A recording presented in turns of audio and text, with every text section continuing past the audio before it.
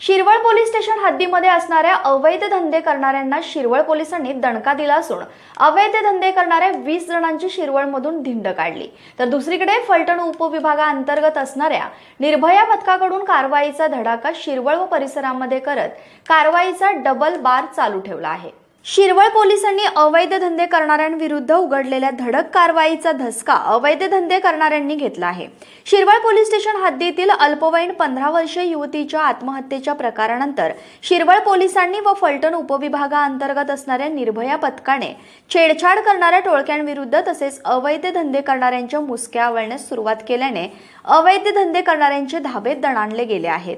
यावेळी शिरवळ पोलिसांनी गुरुवारी दिनांक 21 रोजी हातभट्टी दारू विकणारे मटका व्यावसायिक व सराईत गुन्हेगारांना ताब्यात घेत शिरवळ पोलीस स्टेशन हद्दीमध्ये संबंधितांची असणारी दहशत मोडीत काढण्याकरिता व नागरिकात भीतीमुक्त वातावरण निर्मितीकरिता शिरवळच्या पोलीस पथकाने अवैध धंदे करणाऱ्यांची शिरवळ व परिसरातून मुख्यतः शिरवळ पोलीस स्टेशन परिसर, एसटी बस स्थानक परिसर, मेन रोड, छत्रपती शिवाजी महाराज चौक, शासकीय विश्रामगृह, चावडी चौक, बाजारपेठ, रामेश्वर परिसर अशी धिंड काढली।